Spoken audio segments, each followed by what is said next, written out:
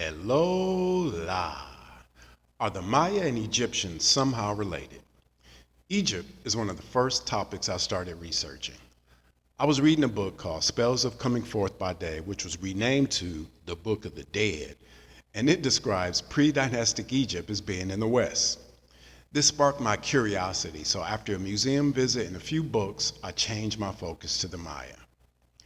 But before I leave Egypt, let's set the record straight. The same way we have Italy and ancient Rome, we should have Egypt and ancient Kemet. Many times I hear accomplishments attributed to Egyptians when factually they belong to Kemet. So let's set the start date for dynastic Kemet at approximately 3200 BC and ending around 332 BC when the Greeks invade and rename Kemet to Egypt. That brings us to the first correlation. The start date of the Maya long count calendar is thought to be August 11, 3114 BC, while dynastic Kemet starts around 3200 BC, a difference of less than 100 years. Next, the pyramids. At first glance, the step pyramids of Dozier and El Castillo are superficially similar. However, I consider the underlying idea of why they built the pyramid to be more important. I read a few times that the reason so many ancient cultures built pyramids is the pyramid is the easiest shape to build a tall, sturdy structure. Just ask a kid with Lego blocks. In the case of the Maya, I propose the real reason was a cultural idea as opposed to an attribute of the physical shape. The idea is pyramids are models of holy mountains. That's why they have steep stairs and a temple on top, like when Moses climbed Mount Sinai to receive the commandments. So even though these are both step pyramids with serpent imagery, they don't have the same exact function, and at least one of the ideas behind the pyramids is different since you can't walk up the Kemetic pyramid. So yes, they're similar, but instead I want to focus on the civilization that has to be in place prior to the building of the pyramids. This list of accomplishments is shared by both cultures, and the theory is that each culture coincidentally and independently invented the exact same items. On the Maya side, this list of items are not just accomplishments, they were geniuses in every category. In agriculture, they invented corn, and to farm it, they used slash and burn farming, the terrace farming commonly associated with Asia, and another method using flooding and mud like in Egypt. Their language is on par with more modern languages, and their hieroglyphics still have not been completely deciphered. Their sun calendar was more accurate than the Egyptians, and possibly even their European invaders, since the Julian calendar was replaced in 1582 because it was incorrect. Notice the calendar was changed after the discovery of the Americas. Maya astronomy was unmatched as they performed detailed observations of the sun, moon, Venus, and Mars. Their mathematics was on par or better than the Egyptians. They invented zero and performed calendrical calculations far into the past and future. They were master stonemasons, and their chosen master style, bas relief, seems to be the choice of ancient cultures. From agriculture and language to combining astronomy, math, and masonry, they also created the marvel of the astronomically aligned building, and that's before we talk about Freemasonry. Freemasonry, or maybe Mayan Masonry, as Richard Casaro titled his book, is well supported with images. Unfortunately, I don't have the book, but I do have the images, so my personal definition of Maya Masonry is embedding cultural information into buildings in the form of symbols, shapes, numbers, and alignment. In the case of the Kemetic pyramids, there are many books discussing the information encoded in the pyramids of Giza, so allow me to provide an example using the Pyramid of El Castillo in Chichen Itza. It's thought that this pyramid is a representation of the Maya calendar. Each step is a day of the year, and since each side has 91 steps, multiplied by 4 sides equals 364, plus one more that represents the platform. Now we have 365 days of the solar year. Also, if you see the pyramid on one side, The corners of its overlapping platforms add up to 18, which are the months of 20 days of the Maya Hab calendar. 9 and 4 are also holy numbers, 9 levels to the underworld and 4 corners of the heavens. Next, the Sphinx. This combination of the body of a feline and the head of a human is common to both cultures.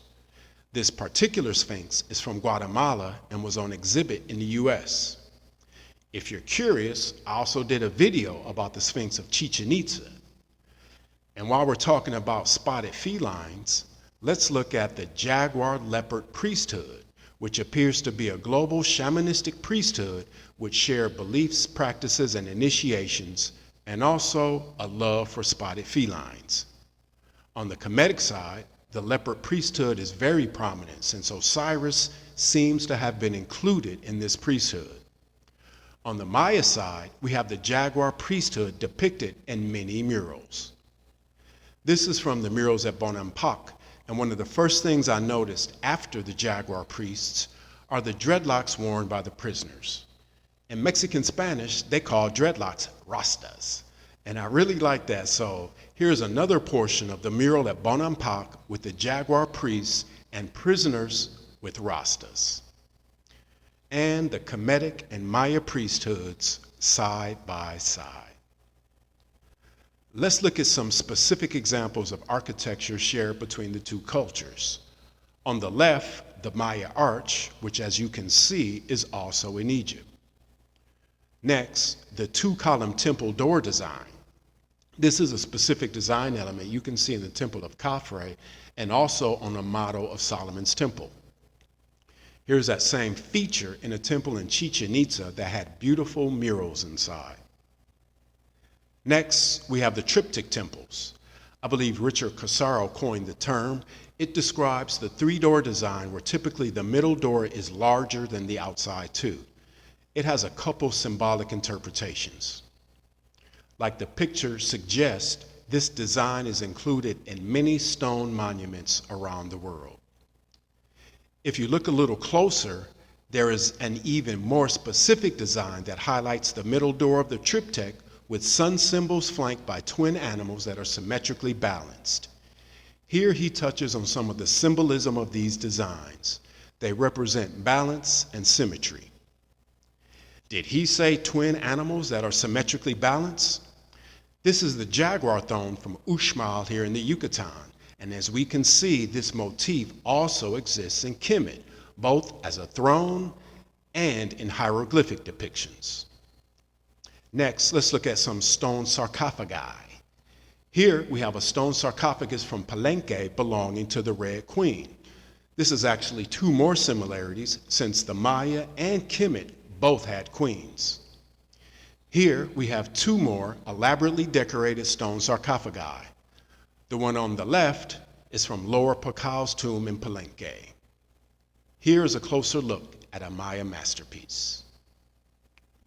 Next, the mastaba. This is a style of underground burial performed in Kemet and in Chichen Itza, 20 feet below a platform that once had a sphinx on top. Le Plongeon found a burial of a prince whose symbol was a spotted leopard. That platform, now called the Platform of the Eagles at Chichen Itza, resembles a Kemetic mastaba. If you want to know more about this, check out my video on the discovery of the Chacmul. Next, elongated skulls. It's well known that the Maya practiced elongations of skulls. Mr. Imhotep points out that this is also practiced in both Kemet and in other parts of Africa.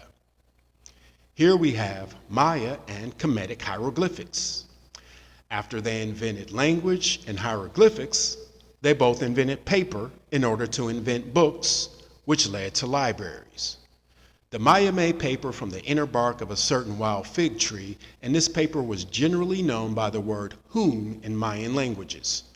Maya paper was more durable and a better writing surface than papyrus, and another interesting fact is that the Library of Alexandria and the Library of the Maya were both burned by invaders. Next, burial masks. The large mask on the left is from the Maya Museum in Merida, and the right 2 are from ancient Kemet. And finally, here we have another Kemetic burial mask on the left, and on the right is the burial mask of Lord Tikal of Palenque. So, do you believe the Maya and Kemet are somehow related, or is it all an elaborate set of coincidences? Leave a message and let me know what you think, and thanks for watching.